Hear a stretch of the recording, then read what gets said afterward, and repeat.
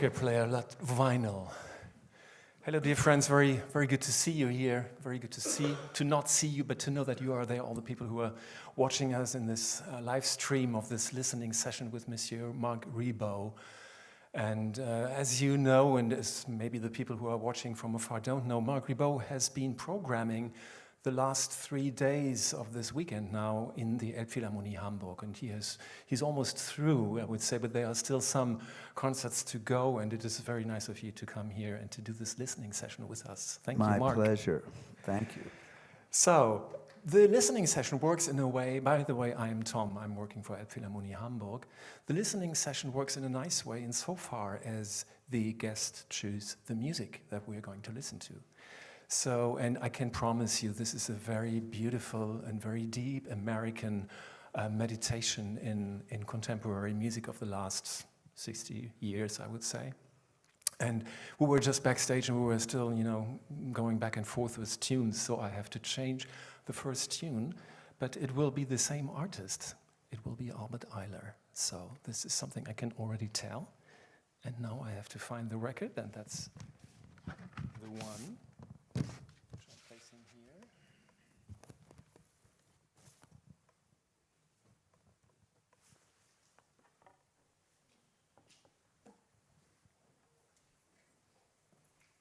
Oops, roughly. So I maybe should go a little down here.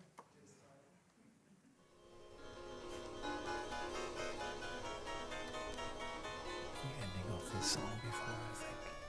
Yes.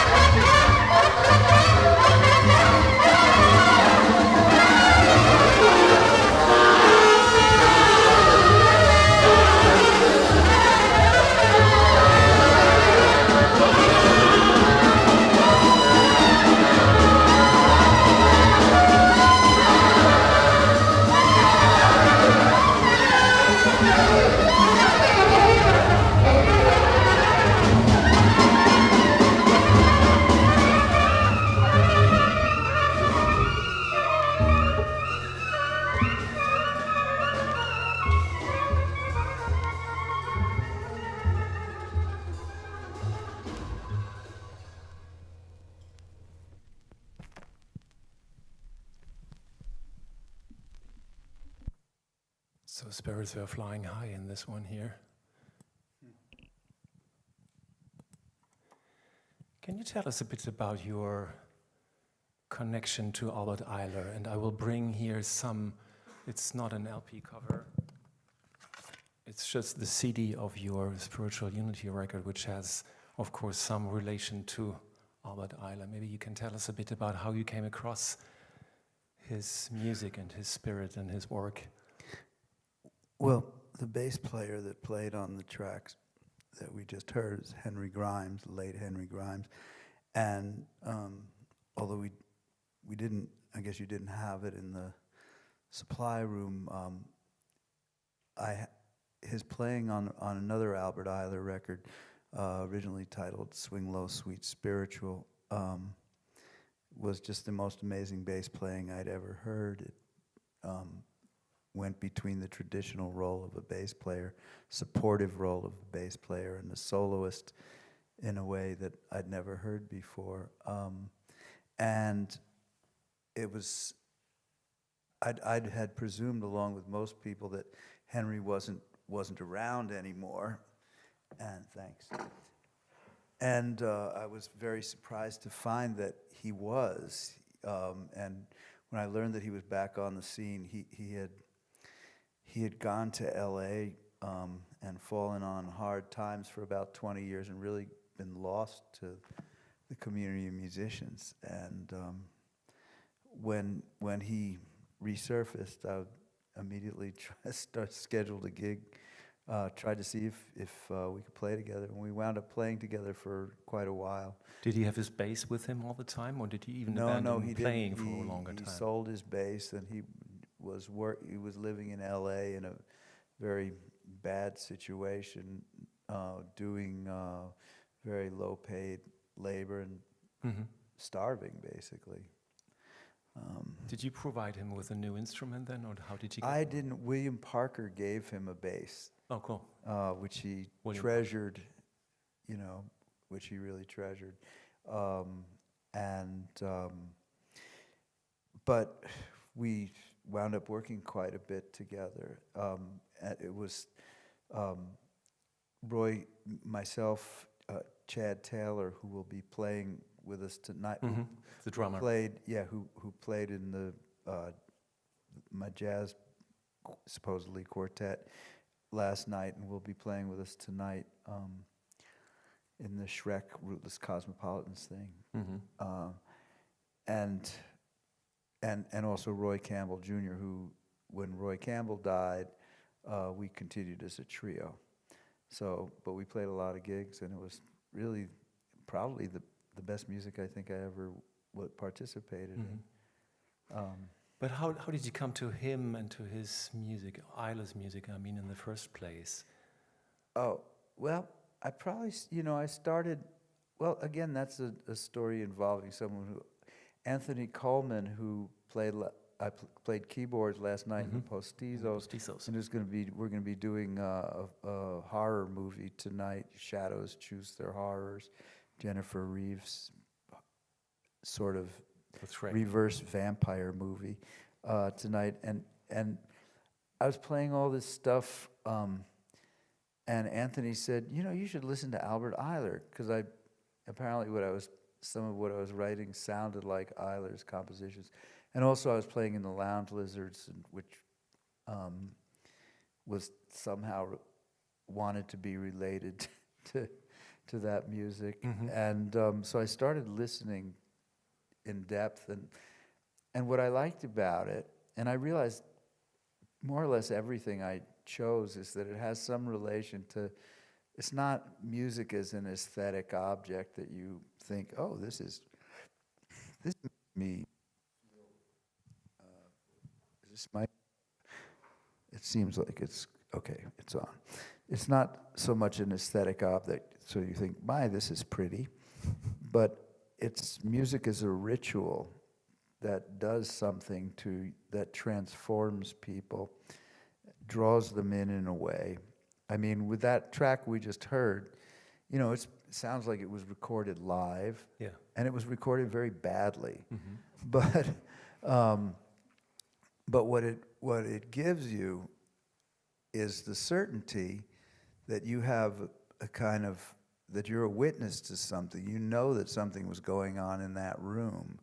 It's like, I've compared it before to you're standing at the back of the room at a voodoo ceremony, and you see a knife and you hear a chicken squawk, and you don't know what's happening up there in the front, but you know something is. Something serious. Something serious, yeah. So yeah, you also write about the ritual aspect of it in creating collective music. And really bringing in the audience. I mean, the person who is a bystander is really becoming part of this. And it's a ritual for the musicians as well. I mean, like Eiler's music, well, like, for example, this piece, he took musicians in the middle of the bebop era who were trained playing very fast, very, rigidly Eloquent. on the changes, incredible rhythmic discipline and very cerebrally having to process what's going on in terms of the harmony. And he confronted them with these very slow ballads until they kind of lost their mind. And then were able to do something else. Yeah.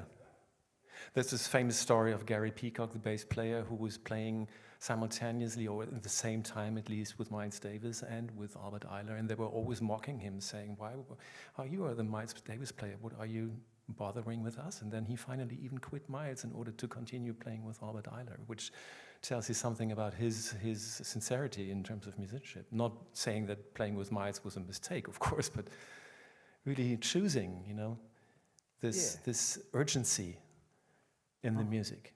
And I think this is, of course, something that is very similar in my ears and maybe also in many of your ears to your way of making music. This is urgent music all the time. Besides the ritualistic aspect of it, you mean everything you play, and it's not by mistake, and it's energy that really wants to transform something. Well, it's music is a prayer for music. It's a prayer for something to be present. It's not always answered, Yeah. But we do the best we can. Let's come to something a little more lighter probably, which is, again, making it this way.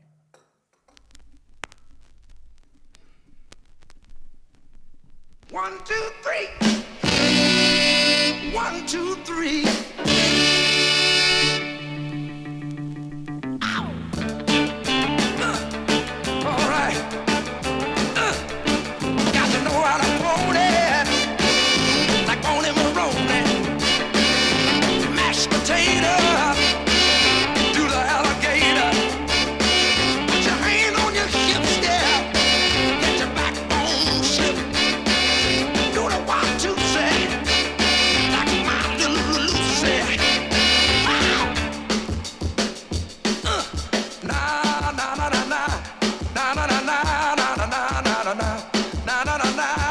Somebody to help me say it one time. Na na na na na na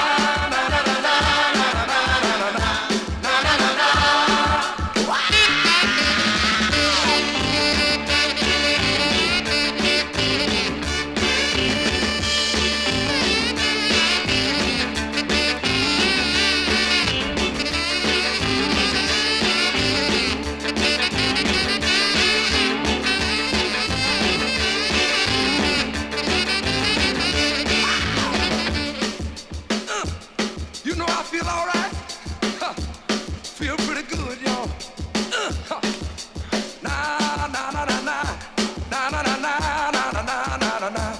na na na. Say it one more time. Na na na na na na na na na na na na na na.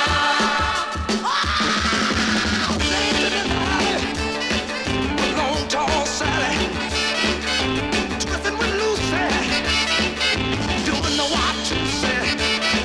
Roll over on your back. I like it like that. Do that jerk. Watch me work, y'all.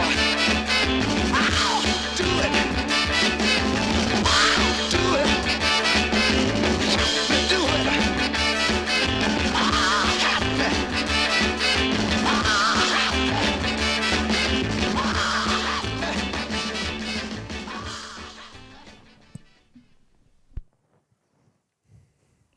So did you have this record at home in New Jersey when you were a boy, like with 15 or Yes, so? actually I did, and it was played regularly on the radio.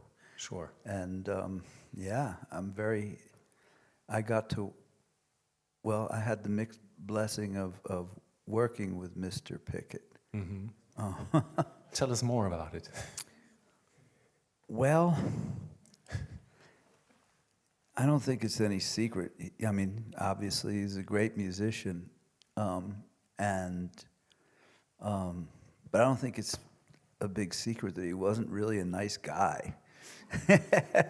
They called him the Wicked Pickett for a reason. For good reasons, because he would beat up his musicians at times and stuff. Yes, and I narrowly avoided being one of those, but I witnessed some stuff that was very unpleasant. How did you get close to merit this? How did you get close to being beaten by him? Did you play wrong, or did you speaking it was, up? You know, like, it's one of the important things to understand is that with people who are like violent like that, it has nothing to do with what you actually do.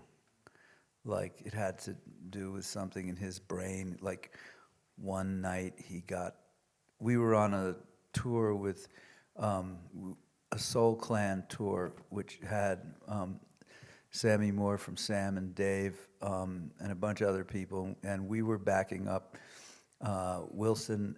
Our band was backing up Wilson and Eddie Floyd and Carla Thomas, Mm-hmm. and there was another band as well who was backing up Sammy Moore and some other people. And so one night he got it in his head that we had played better for Carla than we had for him, and that was really bad. But I was able to save myself by playing country western music, which he really liked. Because he had collaborated and co-written some songs with Solomon Burke, who I had worked with, and this is one of the great, secrets of soul music, is that there's so much in common with country western. It's the country western is like 3/4, but soul music, does the same math 6/8. There's slightly different processing on the snare drums, but other than that, I mean, it's adult music. It's music about adult themes of problems in relationship, and it's great soulful music. So, anyways, Wilson, luckily for me, Wilson liked country music, and that could calm him down when he got excited. But not always, didn't always work. It was kind of random.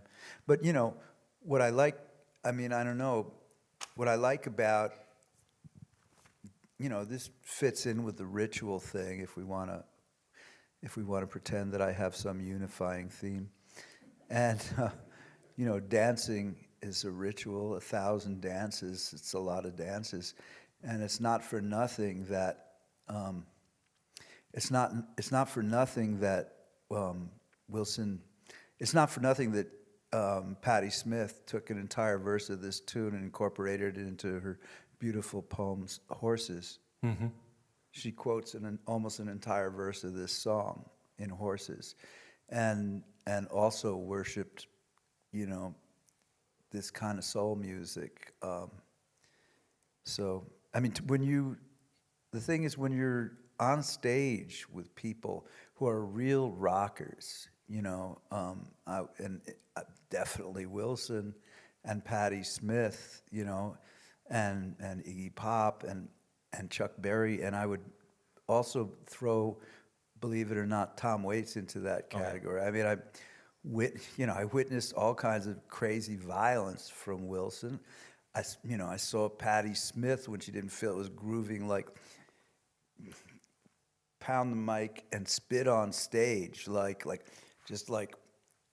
and I've witnessed weights bite a hole through a leather jacket. That people On stage. People. These are people who need to groove, who need it For their sanity. for whatever, you know. So we come to another one, to an artist I have to admit I hadn't really known before, Carla Basulic. And you brought this on, and it's a very beautiful, it's a longer tune, but I think it's really worth listening to it in its entirety. And again, so we go here. I hope I flipped the right side. Evangelista.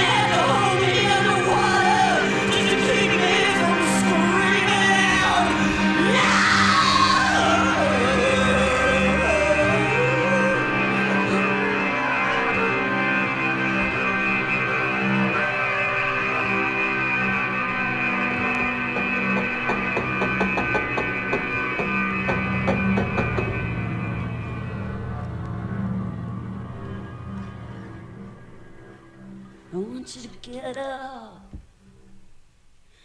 I want you to feel the inside of your hot blood. Feel the inside shaking and trembling. Oh, got your heart cupped in shaking hands. Shaking hands, don't let me down, don't break me. I'll hand you the hands and the sounds inside. I'll hand you the hands that shake with fire and mercy. Swear to me with your heart shot through with lies. Swear to me, shut your salty eyes. Swear to me, walking miles with a rock in your shoe. Swear to me, you and you and you.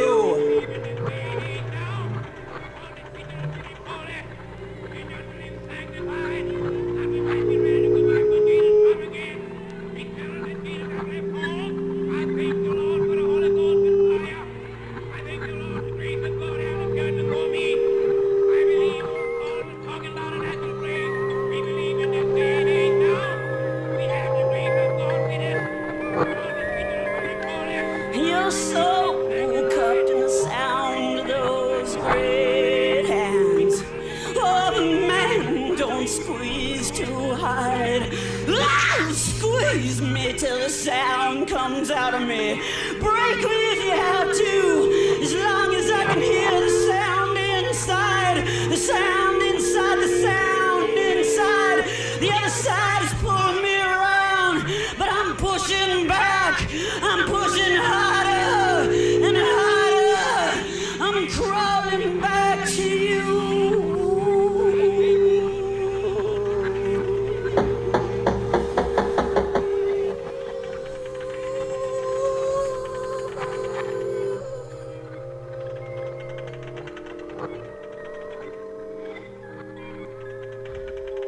I kiss the hand of the soul and mercy sound. Oh, don't squeeze too hard. Please don't squeeze too hard. I scream for you to come inside my heart, and I'm screaming out. Yeah!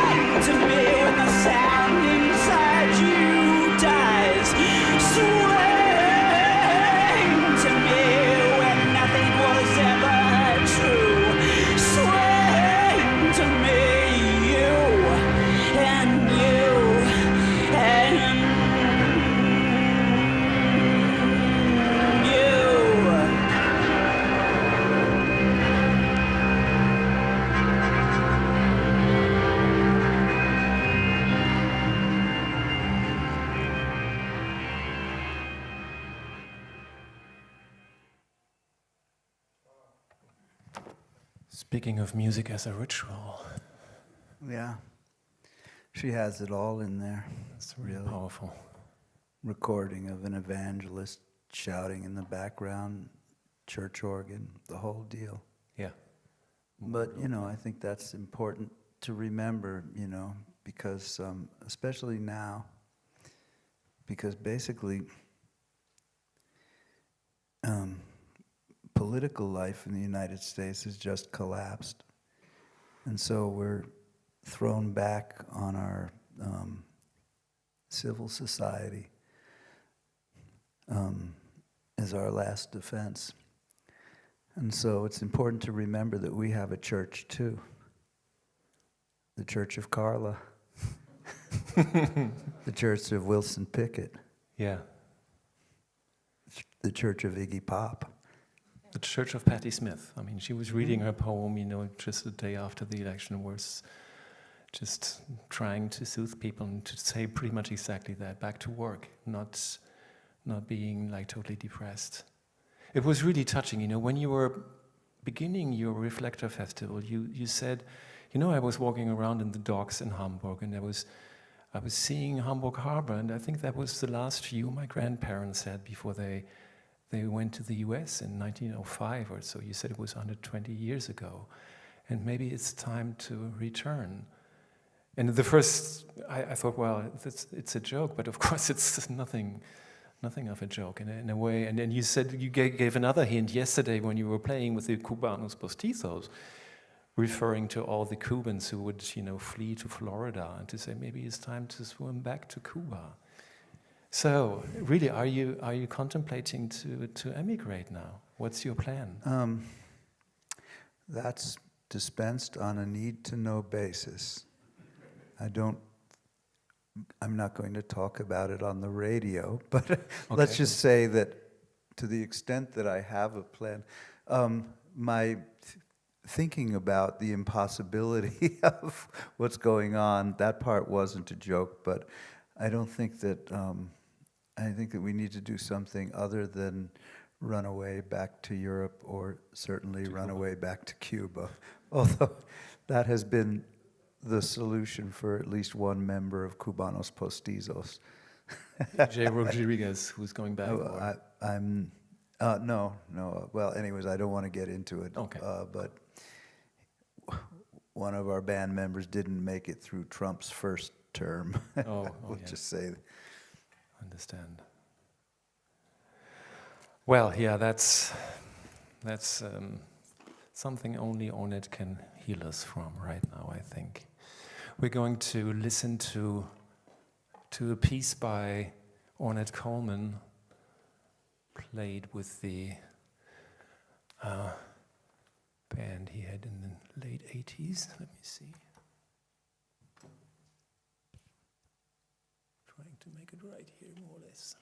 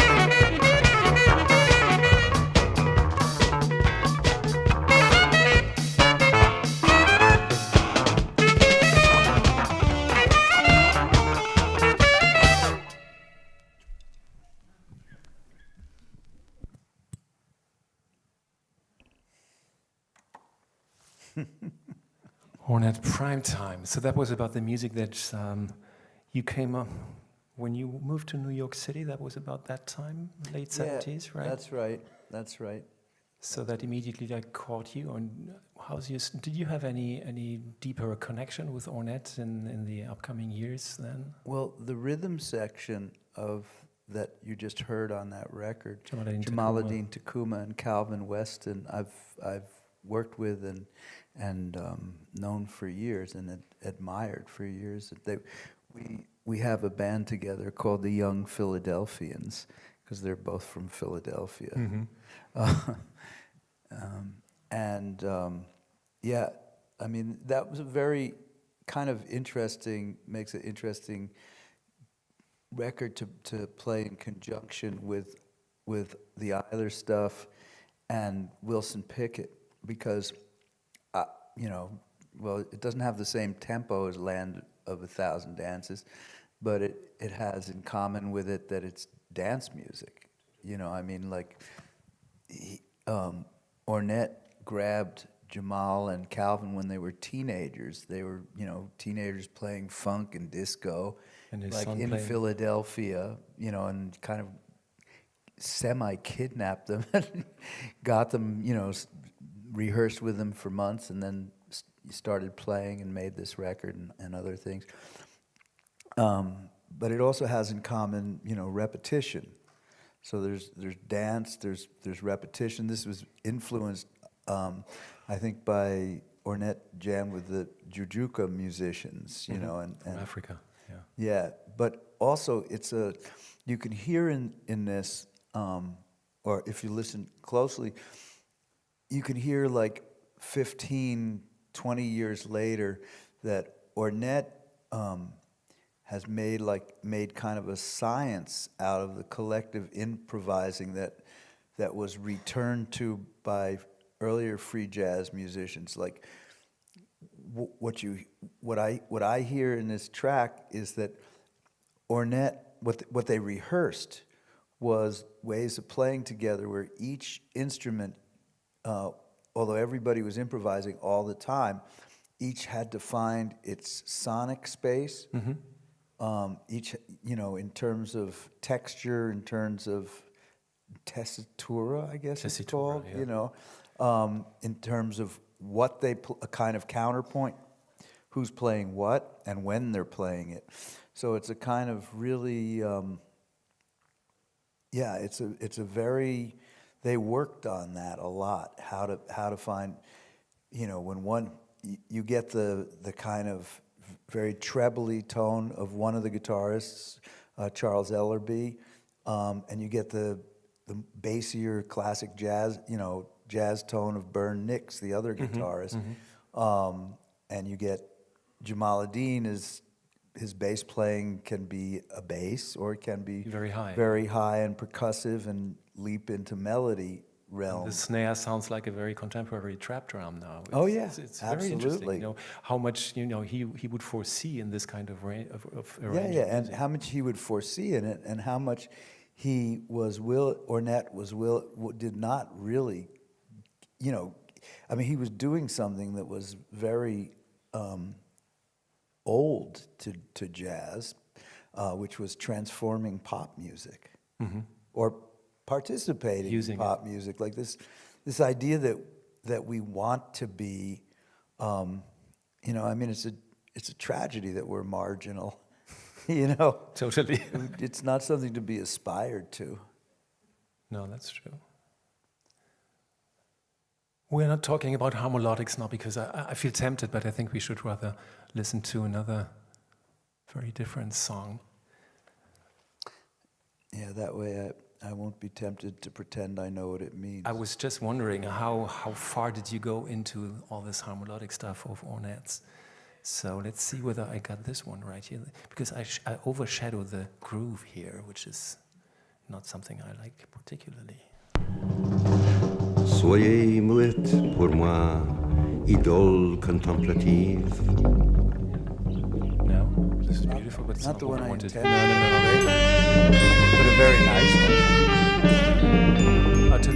Shall we keep it or I'll talk about Ambrose. I know. Ambrose. So wir machen einen kleinen switch here. Wait. Or Shrouded Stranger's nice too. Yes. Oh, it was just the track before. See, you wouldn't have these problems if we just played stuff from Spotify.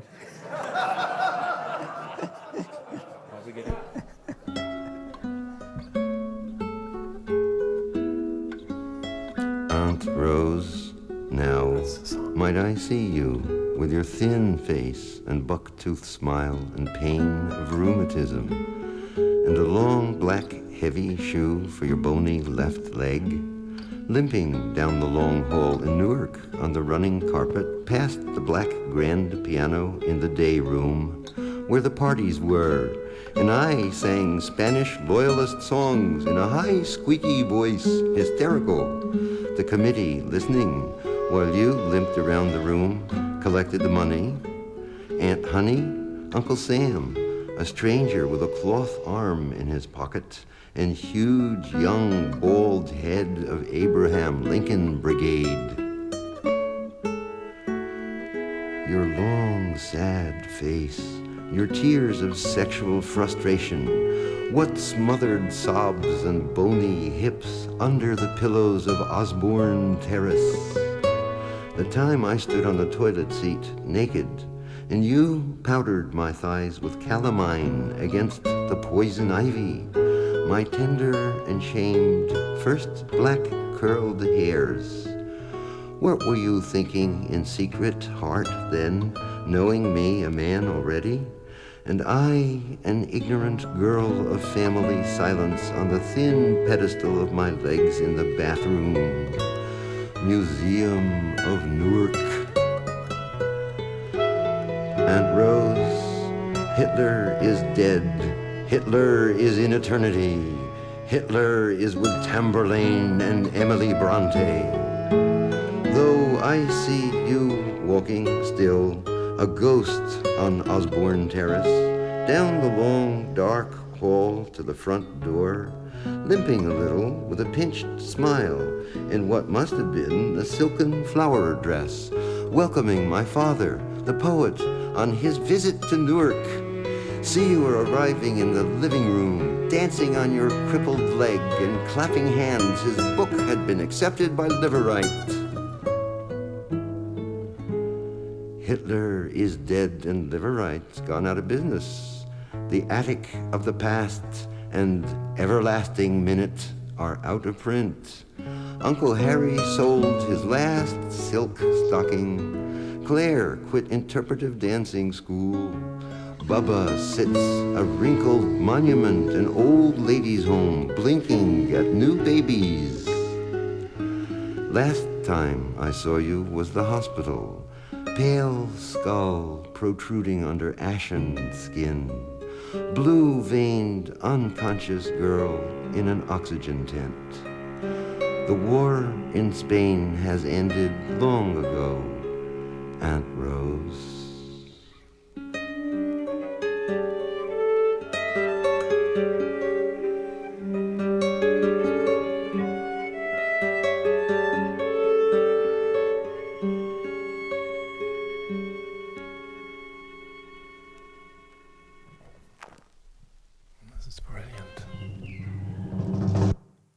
Rose, Allen Ginsberg.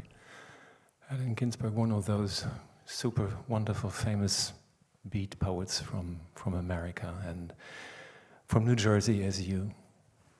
Yes. It's an interesting story about this record because this is one of the good reasons why you should always buy records and not go to Spotify to listen to this, even though it's all on Spotify. It tells you that he had started to sing himself. And then he was giving a tape of his singing to Marianne Faithfull. And next day she comes back to him with the cassette and says, maybe you shouldn't sing, which was utterly frank. And then he said, well, I went back to my old devices and I started reading poetry again. And then Hal Wilner came and surrounded me with the appropriate musicians to really make music to my verse. And he is so musical in his way of reading his own poetry and his texts. It's really moving, and then your music to it is gorgeous. Thanks. I performed this recently. Shahzad Ismaili and I, Shahzad plays bass with Ceramic Dog. We played out at the Bob Dylan Center in Tulsa, and I convinced them to allow us to do songs that were not by Bob Dylan as well. To do poetry, to make it centered on, things that went into and came out of Bob Dylan's tradition. So we did some Allen Ginsberg stuff, including this, and I thought it was a really interesting, they're often discussed together, like it's often said, okay, because they're both from some kind of New York downtown scene, but very different scenes poetically. Yes. Like you will read all of Ginsberg's poetry without encountering a metaphor or a secret meaning. Mm-hmm. It's that's what he was rebelling against. And it's also utterly autobiographical. Yeah, as you can see in Aunt Rosie. This poem is about his leftist Jewish relatives in Newark, New Jersey. I was born in Newark, New Jersey. I'm Jewish, and so I have similar family members and I mean, Alan was a bit older than me, but not so far from his background. And it's a couple of things struck me when I was doing it now. One is he talks about, I mean, the people of his generation felt a need to distance themselves from a bunch of systems that they felt had become overdetermined and were strangling them. I mean, Allen Ginsberg himself went to Czechoslovakia and got himself arrested for being queer and very out in the 1960s. He also got in trouble in Cuba. So he was, he was an out gay man before the term existed. And also just an honest man, you know, and a brave man. Yeah. Who wanted to make connections with people and didn't want to accept, didn't want to go only where he was told to go. So, but at the same time, he was aware of repression there, and he spoke out about it as much as he spoke about against the repression at home. So they were trying to avoid overdetermined systems in all parts. But what struck me in this poem is, if you compare, let's say, with Bob Dylan's, what is it, Ballad of a Thin Man, you know, which one is it? You know something is happening, but you don't know what it is. Do you, Mr. Jones, which is kind of contemptuous. I think Allen Ginsberg in this poem is kind of a little bit tender, has an affection for his Aunt Rose. Totally. You get it's a very intimate and honest. By the way, he's clear that he's talking about his relatives. And what struck me is that when he says the war in Spain ended long ago, he wrote that in 1954 or 1956 or 7. In other words, less than 20 years after the war, the Spanish Civil War had actually ended. In other words, he wrote that. When he wrote that, he was much closer to the Spanish Civil War than we are to 9/11/2001 in New York. Which doesn't seem to have ended at all. So I wonder if the war in Spain has ever ended, yeah. On the other hand, you might think maybe she was already not that clear anymore in her own mind and still conversing about this war and conversing about Hitler. That's why he's just like comforting her and saying, you know, Hitler is dead. That might be an interpretation. Well, yeah, that would be one reading. one of the possible readings. I think we could have done a reading with the entire Ginsberg record, because just before we go to the last song for today, we have to pay tribute to Hal Wilner, the producer of this record. Oh, yeah. Who passed away in 2020, one of the first COVID victims, so to speak. Yeah, really. A wonderful, wonderful record producer. And I was thinking, you know, the way you are doing your programming here in Elbphilharmonie, Reflektor, he did, all his records were reflectors in their own right. You know, he would do a double record on Thelonious Monk's music, and he would choose very vastly different artists to contribute to this homage to these musicians. And this is one for Ginsberg, and having Ginsberg still being active part of it is of course wonderful. Yeah, he really, I mean, for at least our generation, began that kind of record that was thematic but multi-artist. Totally. But his records were never simply homages. They were different ways. First of all, they were excuses to put insanely different people in the room. Yeah. You know? And he was a kind of architect and visionary in a way, and excavator or archaeologist of culture of downtown New York, and he liked to mix like people of the Beat generation with punks, you know, and post punks, and you know. And it would inspire both sides. sides, I guess, you know. Really, the results were stunning and outstanding. This, by the way, is a little moment to point your attention to this book here, which happens to have been written by Mr. Marc Ribot, and there's also a little homage to Hal Wilner in it. It's a collection of articles you wrote and of things and stories and your fantasies about movies and stuff, and it's really, really very highly recommended to read, unstrung. It's not yet out in German. I read it's out in French, which is, of course, fantastic. But maybe for you, it's rather the English version, I don't know. And Italian, so, you know, tell all your publisher friends Germany doesn't want to be left behind. No, not the last one to bring it out, so maybe I should volunteer and translate. So it's ridiculous, but we have been sitting here this hour together, and I can't have you leave without one final wonderful Tom Waits song of yours.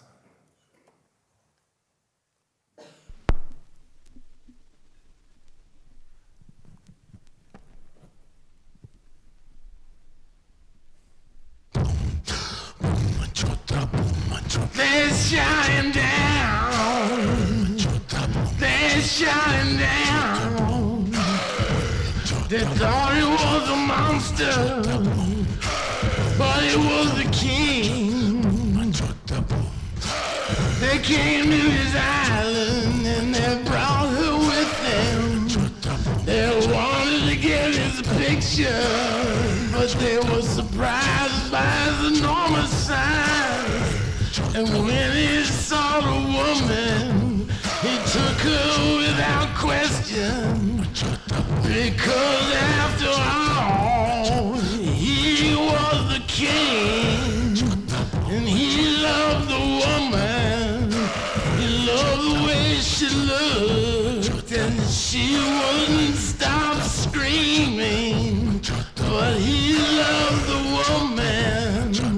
And he fought a Tyrannosaurus Rex, and it was a bloody battle, but he fought it for his woman, and he climbed up a mountain, and he looked around, some kind of forest with all these dinosaurs, and he stripped his woman, he stripped her bare, but there was a pterodactyl there, and then a hero came and took his woman, and they fell off the mountain into some water, and then later he came looking for his woman, but they were waiting, and they threw a bomb, and they tied him and took him across the ocean, and they chained him and put him in a show, and when he saw his woman, he broke loose, and everyone fled in terror. He was looking for her, and it overtook a train, and he was looking in the streets, and then he found her in her apartment, and he climbed up the Empire State Building. It was like a phallic symbol, and he took his woman to the top of that towering temple, and he climbed up and looked around, some kind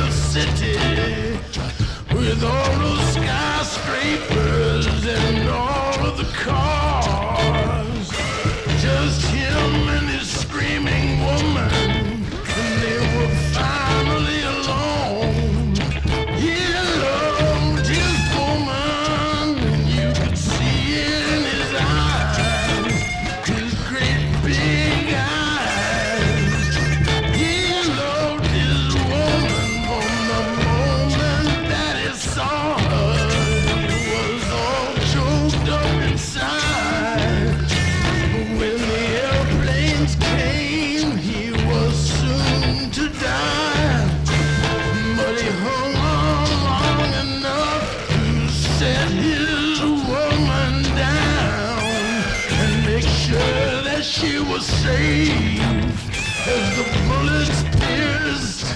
He looked at her so sincere before he fell, because he loved his woman, and they shot him down. They thought he was a monster, but he was a king who killed the monkey. 'Twas beauty that killed the beast, and Willis O'Brien died a tragic death. There wasn't much that he had left, and Ray Harryhausen said that when Willis died, that's when the king was really dead. They shot him down. They shot him down. They thought he was a monster, but he was the king.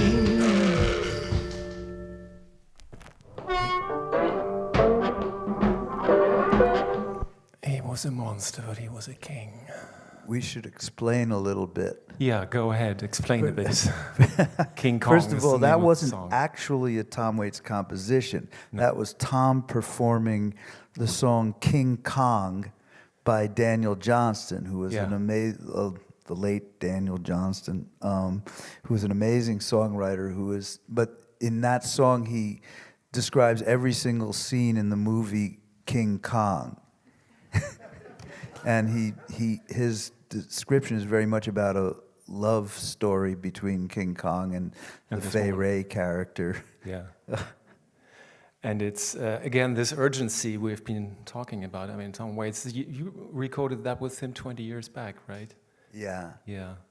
And it's just part of a huge endeavor he had called Orphans, which is like a collection of 60-plus songs that had been amassed somehow in his vaults. And it's Brawlers, Ballers, and Bastards. And this is just the Bastards record. And it's already a double record. So it's about 20 tracks going from Bert Brecht until this beautiful piece here, which is... Oh, if we have impressive. A minute, I should clarify something I said earlier.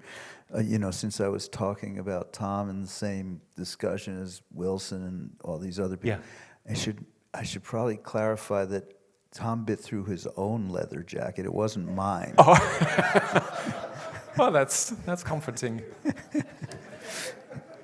I have to make one other little Werbeeinblendung here, because I don't know whether you have made more recent recordings with Tom than this one, Songs of Resistance. I think that was the last. That was the last one, as far as I know, too. And this is an utterly beautiful record, out of many good reasons. An entire compilation of Songs of Resistance that Marc recorded, I think, in 2020 or 2019 or so. Totally fed up and annoyed and everything with the Trump Volume 1 situation. So I'm just wondering, maybe one of the creative answers of yours would be to just bring out another angry, wild, wonderful compilation of more songs of more and utterly hard resistance. There are already a lot of wonderful... I did that record because I wanted people to get back in touch, to do what I did, which is get back in touch with their own histories of musical histories of songs of resistance, as opposed to songs of protest, by the way. And I thought of that as a prelude with people getting back in touch with their own histories in general. And I think we already have a lot of great songs of resistance, and now it's time to see exactly what the people who have enjoyed singing Bella Ciao are going to do. Mm-hmm. We already have the song Bella Ciao. Now we need to figure out something else. Okay, that's a very good final word, I think, and it makes us all think a bit, and it makes us all run into the next concert of yours, which is going to start in about 45 minutes. Really? I think so. No, that's That's Mary thumbscrue. playing. You don't Yeah, have to play thumbscrew. yourself. Oh, yeah. Otherwise, it would be. I'm always We the could last sit to here know. much longer. No. It's just in the night. Thank you very, very much, Marc. My pleasure. Really Thank you. highly appreciated. Thank you.